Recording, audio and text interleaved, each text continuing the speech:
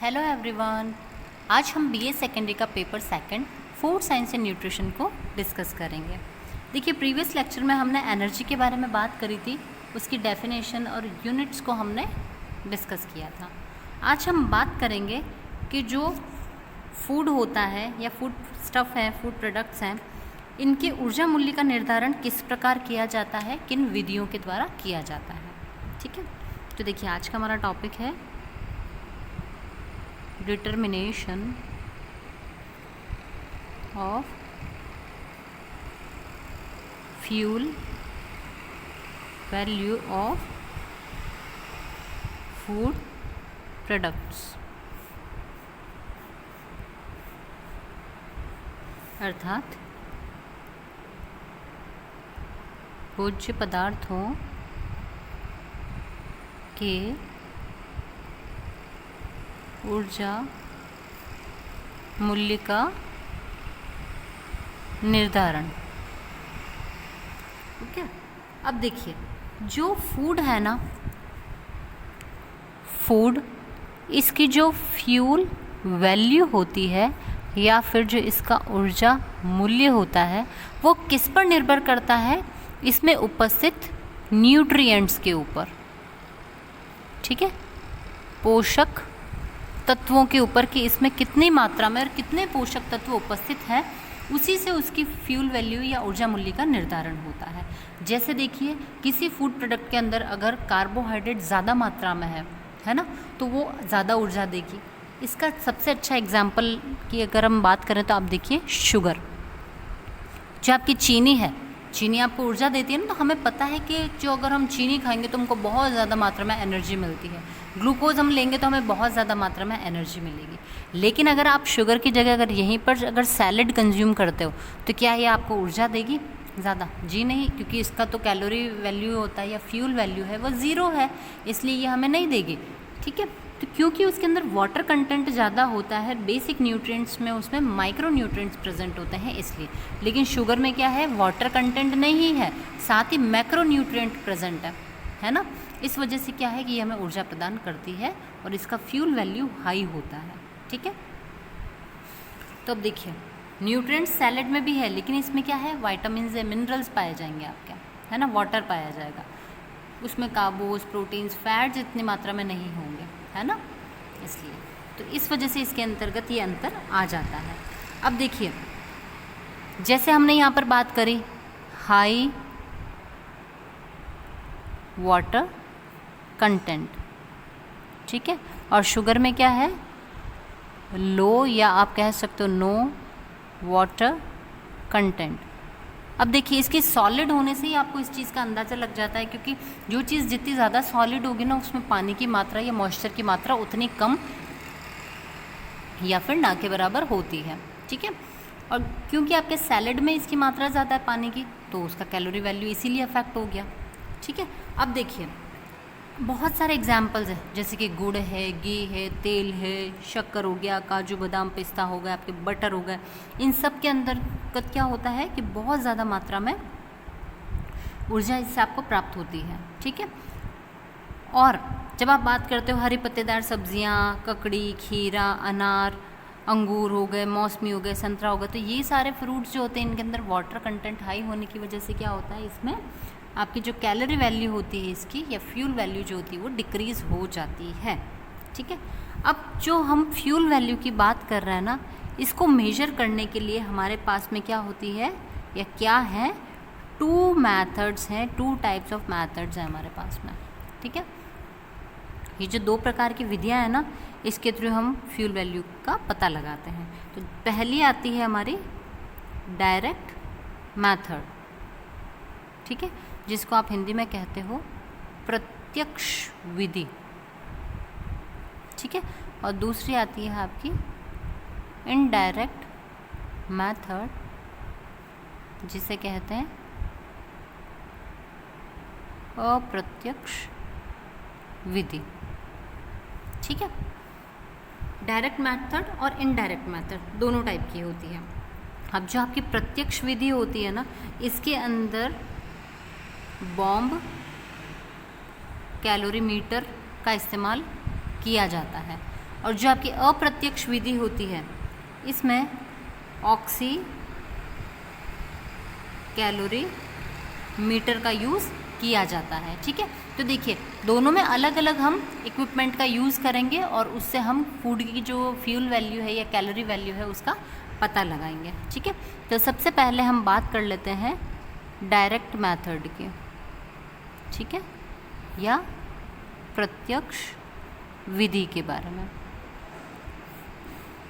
अब देखिए जो डायरेक्ट वैल्यू है ना, जब हमारे को फूड की डायरेक्टली हमारे को फूड की कैलोरी वैल्यू अगर पता लगानी है, पता करनी है, तो उसके लिए हम क्या करते हैं, इस मेथड को अपनाते हैं। ठीक है, क्योंकि इसमें क्या करेंगे, जो आपका फूड प्रोडक्ट होगा ना, फूड प्रोडक्ट, उसको उसी से हम डायरेक्ट उसकी फ्यूल वैल्यू को ज्ञात कर लेंगे।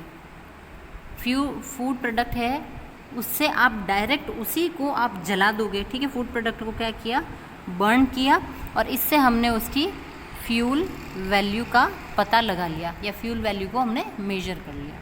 ठीक है, इसलिए हम इसको डायरेक्ट कैलोरीमीटर कहते हैं या डायरेक्ट मेथड कहते हैं, जिसमें बॉम्ब कैलोरीमीटर का यूज़ किया जाता है।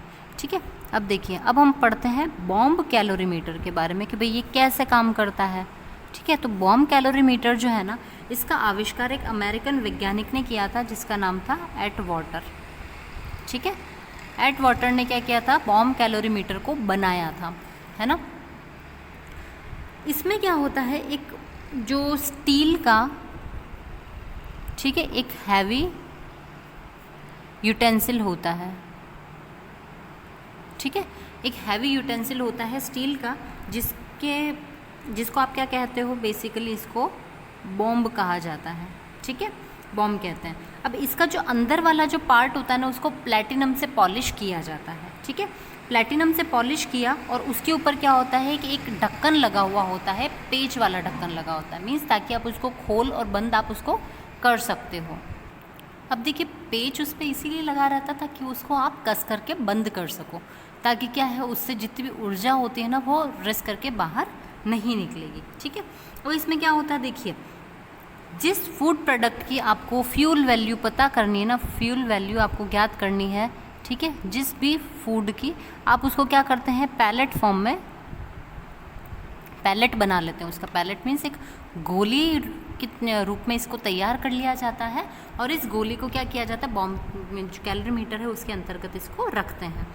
उसको क्या करेंगे, हम जो गोली बनाएंगे ना, इसका आप वेट जो होगा, ठीक है, उसको क्या करेंगे, आप नाप लेंगे, और उसके बाद में हम करेंगे कि एक प्यालेनुमा संरचना होती है हमारे बॉम्ब कैलोरीमीटर में, जिसके अंतर्गत जो आपका ये आपने पैलेट बनाया ना, इस पैलेट को यहाँ पर रख दिया जाता है। ठीक है, अब क्योंकि जो बॉम्ब है वो ताप का कुचालक होता है, ठीक है, और इसके ऊपर ढक्कन जो लगा होता है, पेचदार ढक्कन होता है, ठीक है, उसको बंद कर दिया जाता है। इसमें एक वॉल्व होता है, ठीक है, इस वॉल्व से क्या होता है कि देखिए किसी भी चीज़ को अगर आपको जलाना है या बर्न करना है, तो उसके लिए आपको क्या होगी, ऑक्सीजन की रिक्वायरमेंट होती है। तो जब आप, क्योंकि अगर किसी चीज़ में निर्वात होगा ना, तो वो काम ही नहीं करेगी वो चीज़ें। ठीक है, तो क्या है, आपको उसमें ऑक्सीजन डालनी पड़ती है, तब वो चीज़ बर्न होगी। तो क्या है कि यहाँ पर एक वॉल्व लगा होता है, जिसके थ्रू हम क्या करते हैं, ऑक्सीजन को अंदर डालते हैं इसके। ठीक है, ऑक्सीजन जब अंदर आती है तो ये क्या होता है, अपने आप से जलना शुरू हो जाता है। ठीक है, और इसको बर्न किया जाता है। अब देखिए इसके अंदर ऑक्सीजन का जो दबाव होता है ना, वो कितना रखते हैं, 300 पाउंड तक रखा जाता है। ठीक है, 300 पाउंड तक रखते हैं, और फिर उसके बाद में इसको बंद कर देते हैं, रोक देते हैं। अब जो ये बॉम्ब जो है, ठीक है, इस बॉम्ब को या इसको क्या कर रहे हैं, इस यूटेंसिल को पानी के बर्तन के अंतर्गत इसको रख दिया जाता है। ठीक है, जिससे क्या होती है कि इसकी जो मात्रा है और इसका ताप है वो हमेशा निश्चित रहता है। और पानी भरे हुए बर्तन के अंदर हम एक थर्मोमीटर भी लगा देते हैं। ठीक है, अब थर्मामीटर आपने लगा दिया तो इससे क्या होगा, आप टेम्परेचर जो है इसको नोट कर पाएंगे आसानी से। ठीक है, अब देखिए अब क्या किया जाता है कि जो आपने बॉम्ब रखा है अंदर, ये बॉम्ब को आपने पानी के अंदर रखा है, अब यहाँ पे क्या किया जाता है, इसको इलेक्ट्रिकली इसको आप क्या कर देंगे, बिजली का एक फ्यूज के द्वारा इसको जलाना शुरू कर देंगे। तो क्या होगा, इसमें रखा हुआ जो ये हमारा फूड पैलेट है ना, ये धीरे धीरे जलना शुरू हो जाएगा। अब ये जलेगा तो इससे क्या होगी, ऊष्मा की उत्पत्ति होगी। ठीक है, ऊष्मा उत्पन्न होगी ना इसके जलने से, और इस ऊष्मा की वजह से क्या होगा कि इस बॉम्ब के चारों तरफ जो पानी होता है यहाँ पर, ये पानी अपने आप से गर्म होने लग जाता है। ठीक है, मीन्स यहाँ के पानी के टेम्परेचर में चेंज आता है ना, जिससे क्या होगा, पानी का तापमान बढ़ेगा। और जो आपने यहाँ पर एक थर्मोमीटर लगा रखा है, वो थर्मोमीटर क्या करता है, उस टेम्परेचर को मेजर कर लेता है, नापना शुरू कर देता है। ठीक है, अब आप उसका शुरुआती टेम्परेचर क्या था, मीन्स आप उसका इनिशियल जो टेम्परेचर है आप उसको नोट कर लीजिए, और जो उसका मिड टाइम में जो टेम्परेचर चल रहा है आप उसको नोट कीजिए। और तब तक नोट करते हैं जब तक ये तापमान स्थिर नहीं हो जाता है, तब तक इसको मेजर करते रहते हैं। ठीक है, अब जैसे ही ये पूरा जल जाता है तो उसके बाद में क्या होगा, जो टेम्परेचर होगा वो एक टाइम के बाद आकर के नॉर्मल हो जाएगा, उससे ना तो बढ़ेगा ना घटेगा। ठीक है, तो वो हम स्टेज रखते हैं 5 मिनट्स की। तो 5 मिनट तक में उसको मेजर करके उसको देखा जाता है कि हाँ क्या ये कम हो रहा है या नहीं हो रहा है। ठीक है, और उस पॉइंट के बाद में अगर धीरे धीरे जैसे पानी ठंडा होता है, टेम्परेचर गिरने लग जाता है, तो जो हमारा लास्ट टाइम पर जो हाईएस्ट टेम्परेचर रहता है हम उसको नोट कर लेते हैं। ठीक है, आया है आपको प्रोसेस समझ में? बहुत सिंपल सा प्रोसेस है, जिसमें हम क्या करते हैं, सबसे पहले देखो हमारे पास में एक स्टील का यूटेंसिल होता है, पूरा बड़ा बर्तन होता है। ठीक है, जिसको आप बॉम्ब कहते हो। इसके चारों तरफ क्या भरा हुआ होता है, पानी पानी पानी भरा हुआ इसमें रहता है। ठीक है, इसके बीच में क्या होगी, एक संरचना होती है जहाँ पे एक प्याले नुमा एक कटोरी रखी रहती है, जिसमें आप एक फूड का एक पैलेट बनाते हो। ठीक है, ये देखिए हमेशा इस चीज़ का ध्यान रखना, इसमें जो भी हम फूड पैलेट रखेंगे ना, ये कैसी होगी, प्योर फॉर्म में होगी। ठीक है, मीन्स ऐसा नहीं है कि इसमें जो आपने फूड प्रोडक्ट बना करके रखा है उसमें कार्बोज भी है, प्रोटीन भी, फैट्स भी, तो फिर आपको ऐसे पता कैसे चलेगा। तो हम प्योर फॉर्म में इसमें रखेंगे, या तो कार्बोज की ही रखेंगे, या प्रोटीन की रखेंगे, या फैट की ही रखेंगे। ठीक है, तो ऐसे रख करके हम ज्ञात करते हैं कि किस पोषक तत्व में उसके द्वारा हमको कितनी ऊर्जा की प्राप्ति होती है, क्योंकि अगर आप मिक्स रख दोगे तो आपको तो पता ही नहीं चलेगा, है ना। इसलिए अब यहाँ पर आपने फूड पैलेट रखा, ठीक है, इसके चारों तरफ पानी भर दिया आपने, यहाँ पर क्या किया, एक थर्मोमीटर को भी लगा दिया। इसके बाद में वापस इस यूटेंसिल को किसी पानी के बर्तन के अंतर्गत आपने वापस रख दिया है, ताकि इसका दाब और वो सब कुछ कंट्रोल रहे। साथ में आपने ऑक्सीजन भी अंदर प्रविष्ट कराई, ऑक्सीजन अंदर जाएगी, वो क्या काम करेगी, आपके फूड प्रोडक्ट को जलने के लिए सहायता प्रदान करेगी। तो कितना 300 पाउंड तक हम क्या करते हैं, इसमें जो हमारी ऑक्सीजन होती है उसका दाब बना करके रखते हैं। ठीक है, इसके बाद में जब सारी तैयारी हो जाती है तो उसके बाद क्या किया जाता है, इसको इलेक्ट्रिकल फ्यूज़ के द्वारा इसको क्या किया जाता है, जलाया जाता है। ठीक है, जब बर्निंग की जाती है ना, तो ये क्या होगा, धीरे धीरे ये जो पैलेट है आपका जलना शुरू हो जाएगा। ठीक है, और जब ये जलना शुरू होगा तो ये क्या करेगा, ऊष्मा उत्पन्न करेगा। ये ऊष्मा क्या होगी, निकलेगी ना, तो ये यहाँ की जो इसकी साइड्स होती है ना बर्तन की या आपके बॉम्ब की, उसको गर्म करना शुरू कर देगी। जब ये साइड्स गर्म होती है तो इसमें भरा हुआ जो पानी है वो सबसे पहले अफेक्ट होता है। ठीक है, पानी गर्म हुआ तो पहले हमारा जो इनिशियल टेम्परेचर क्या था, स्थिर था, अब वो आपका इनिशियल टेम्परेचर जो है वो क्या होगा, बढ़ने लग जाएगा। ठीक है, मिड टाइम में वो बढ़ता रहेगा बढ़ता रहेगा बढ़ता रहेगा, और ये तब तक होगा जब तक कि ये फूड जलता रहता है, तब तक तो उस टेम्परेचर को नोट करते रहते हैं। और उसके बाद में क्या होता है, जैसे ही एक प्लेट्यू पॉइंट आता है वहाँ पर क्या होता है, जब पूरा फूड प्रोडक्ट जल जाएगा, ठीक है, तो उसके बाद यहाँ का तापमान जो होता है वो स्थिर हो जाएगा, मीन्स एक जगह पर टेम्परेचर आकर के स्टॉप हो जाएगा। अब ये टेम्परेचर जो स्टॉप हुआ है आपने इसको भी मेजर कर लिया। ठीक है, और फिर उसके बाद भी हम उसको 5-7 मिनट का और टाइम देते हैं, और उसके बाद में हम उस फाइनल टेम्परेचर को ले लेते हैं। अब धीरे धीरे क्या होगा, पानी का टेम्परेचर जो होगा वो घटने लग जाएगा, मतलब कि अंदर फूड पड़ा हुआ फूड प्रोडक्ट पूरी तरीके से जल चुका है, ख़त्म हो चुका है। ठीक है, तो पानी का जो आपका फाइनल टेम्परेचर होता है वो भी आप नोट कर लेते हो। ठीक है, तो इस तरीके से हमको पता चल जाता है कि जो फूड प्रोडक्ट है उसने बर्न हो करके या जल करके हमें कितनी ऊर्जा प्रदान करी है। ठीक है, तो अब देखिए जो इसकी ऊर्जा इसमें से निकलती है ना, उसको मेजर किया, मीन्स जो कार्बोस, प्रोटीन्स और फैट, इन तीनों का जो कैलोरी वैल्यू है डिफरेंट निकाला गया, और फिर उसको देखा गया कि उससे कितनी ऊर्जा उत्पन्न होती है।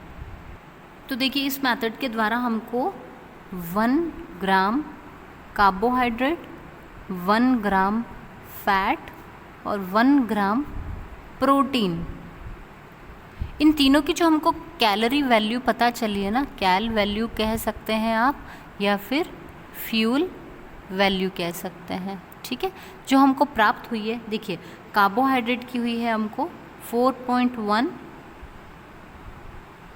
कैलोरी, ठीक है, जो आपका फैट है इसकी हुई है 9.45 कैलोरी, ठीक है, और जो प्रोटीन की हुई है वो हुई है 5.65 कैलोरी, ठीक है।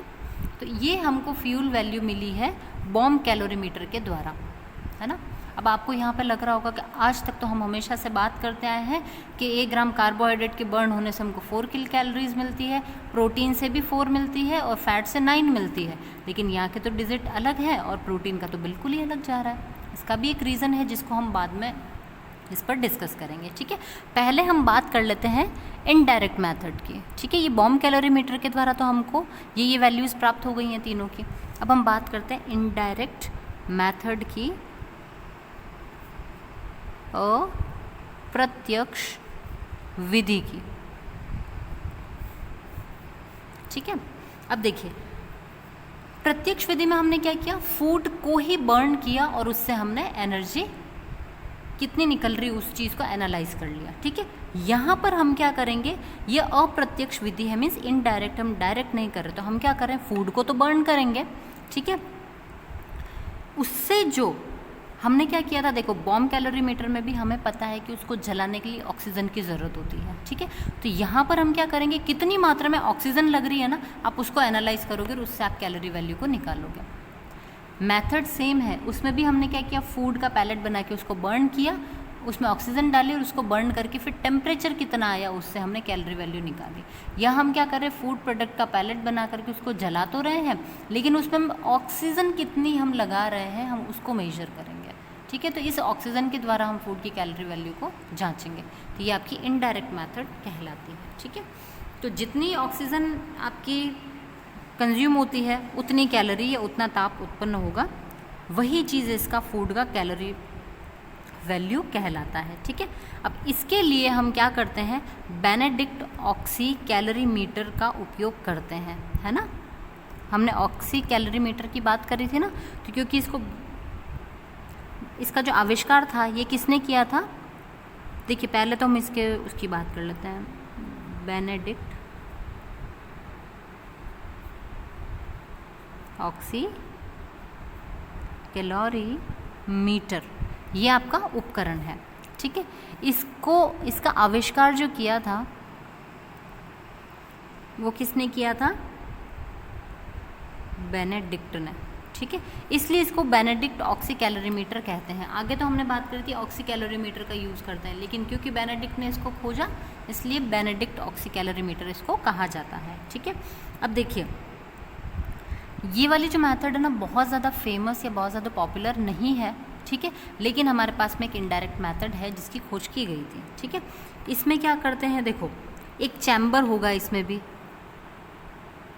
ठीक है, एक चैम्बर होता है या आप कह सकते हो एक छोटा सा कक्ष होता है, ठीक है। इसके अंतर्गत क्या करते हैं, जिस फूड की आपको फ्यूल वैल्यू पता करनी है उसको इसके अंतर्गत रख दिया जाता है, ठीक है। आपने इसमें रखा, उसके बाद में और रखने के पहले जिस भी आप फूड प्रोडक्ट को रखते हो ना, आपको क्या करना है, उसका वेट आपको मेजर कर लेना है, पहले उसका वज़न आपको पता होना चाहिए कि कितना आपने रखा है, ठीक है। इसमें क्या होता है, इस चैम्बर में एक स्पायरोमीटर भी लगा हुआ होता है, ठीक है।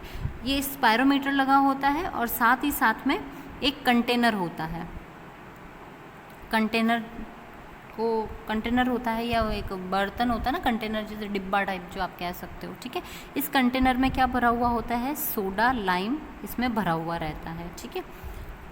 अब क्या है, सोडा लाइम जो इसमें भरा हुआ है ना वो भी इससे जुड़ा हुआ है और स्पायरोमीटर भी इससे जुड़ा हुआ है। अब क्या है, जैसे जो इसमें रखा हुआ फूड प्रोडक्ट है ना, आप इसको क्या करोगे, बर्न करोगे, जलाओगे, ठीक है। बर्न करने से क्या होती है कि इससे जो ऊष्मा निकलती है, ठीक है, और इसमें जो ऑक्सीजन इसके अंदर डाली जाती है ना उन सबको मेजर कर लेते हैं, ठीक है, और सोडा लाइम के अंतर्गत वो आकर सोडा लाइम क्या करता है, उसको सोख लेता है। तो अब हम क्या करेंगे, सोडा लाइम के द्वारा जो फूड की जो फ्यूल वैल्यू है उसको ज्ञात कर लेंगे कि इसमें कितनी ऊर्जा उत्पन्न हुई है। ठीक है, इसकी गणना इसके द्वारा की जाती है। तो ये बहुत ही सिंपल मेथड है, लेकिन ये बहुत ज़्यादा पॉपुलर नहीं होने की वजह से इसको ज़्यादा यूज़ नहीं किया जाता है। ठीक है, ज़्यादातर यूज़ किसका किया जाता है, बॉम्ब कैलोरीमीटर जो है, इसी के द्वारा फूड की जो फ्यूल वैल्यू है या कैलोरी वैल्यू है इसको ज्ञात किया गया है। ठीक है, तो देखिए आज के लेक्चर में हमने बात करी है कि फूड प्रोडक्ट के फ्यूल वैल्यू को ज्ञात करने की हमारे पास में 2 टाइप्स ऑफ मेथड्स हैं, डायरेक्ट मेथड और इनडायरेक्ट मेथड। ठीक है, जिससे हम क्या करते हैं, सीधे भोजन से ही हम क्या निकाल लेते हैं, उसकी फ्यूल वैल्यू का पता कर लेते हैं। अच्छा, ये व्यक्ति के शरीर में नहीं हो रहा है, ये व्यक्ति के शरीर के बाहर हो रहा है। ठीक है, और हम यंत्र के द्वारा ये काम कर रहे हैं। ठीक है, इसकी जो हमारी पहली मेथड थी डायरेक्ट, उसमें हम बॉम्ब कैलोरीमीटर का यूज़ करते हैं, और दूसरी जो हमारी इनडायरेक्ट मेथड थी उसमें बेनेडिक्ट ऑक्सी कैलोरीमीटर का हम इस्तेमाल करते हैं। ठीक है, आई होप आपको ये लेक्चर अच्छे से समझ में आया होगा।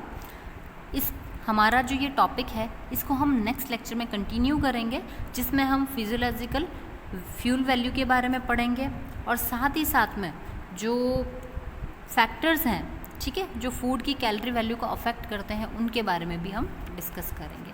इसी के साथ आज का हमारा लेक्चर ख़त्म होता है। Thank you.